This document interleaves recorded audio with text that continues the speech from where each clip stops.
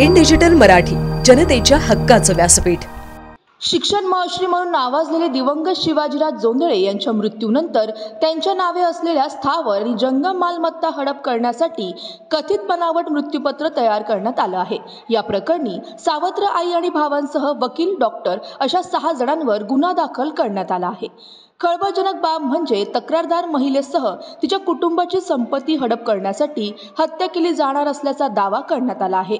मुख्यमंत्री आणि दोन्ही उपमुख्यमंत्र्यांकडे कुटुंबाच्या सुरक्षासह न्यायाची मागणी दिवंगत शिवाजीराज जोंधळे यांची मुलगी वर्षा प्रीतम देशमुख यांनी केली आहे। मी वर्षा शिवाजीराव जोंधळ्यांच्या दुसऱ्या पत्नीची मुलगी। माझ्या बाबांनी एक रजिस्टर्ड विल बनवलेली होती 2023 मध्ये। पण ह्या लोकांनी जे वैशाली जोंधळे, सागर जोंधळे आणि देवेंद्र जोंधळे या लोकांनी माझ्या बाबांचे एक खोटं मृत्यूपत्र बनवलं।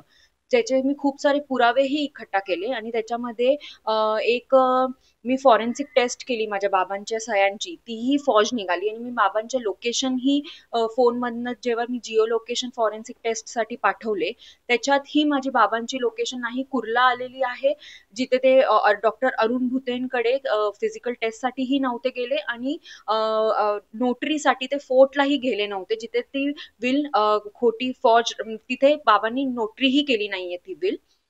तर या सगळ्या गोष्टी जेव्हा मला माहित पडल्या तर मी bar council of Maharashtra and गोवामध्येही डॉक्टर TC कौशिक यांच्याबद्दल जे ॲडव्होकेट आहेत त्यांनी ती बिल नोटरी केली त्यांच्यामध्ये कंप्लेंट केली, तिथेही त्यांच्यावरती ऍक्शन झालं आहे।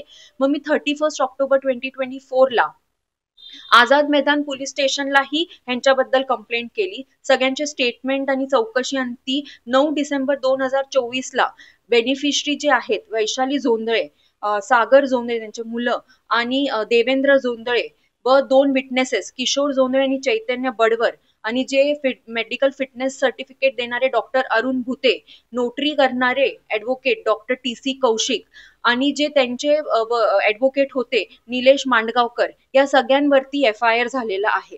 मला फक्त ह्याच्या अंती एकच म्हणायचं आहे की मी जेव्हा माझा बाबांचा फोन बघत होती त्याच्यात मला एक मेलमध्ये त्यांचं एक मेल भेटलं मला मेलमध्ये त्याच्यामध्ये होतं की मन्ना, ते मला प्रेमाने मन्ना म्हणायचे, मन्ना व माझ्या कुटुंबाला मला मी जेव्हा हयात नसेल ह्याच्यात मारून टाकण्याची धमकी। तर मी ते बघून खूप धक्का बसला मला। तर मी जेव्हा रेकॉर्डिंग बघितली त्याच्यामध्ये होतं की पुढे जाऊन सागर जोंधळे त्यांची स्वतःची मुलगी बोलत होती त्यांच्याशी, वैष्णवी गायकवाड, ती बोलत होती त्यांना की पुढे जाऊन सागर जोंधळे प्रॉपर्टीसाठी तुमच्या दुसऱ्या कुटुंबाला व मला मारूनही टाकतील प्रॉपर्टीसाठी। म्हणून माझं माननीय मुख्यमंत्री फडणवीस साहेब आणि उपमुख्यमंत्री शिंदे साहेब आणि अजित दादा यांच्याकडे विनंती आहे की मला तुम्ही तुमची लाडकी बहीण आहे म्हणून याच्यासाठी माझी तुम्ही रक्षा करा आणि मला ह्याच्यातनं प्लीज न्याय द्या। धन्यवाद।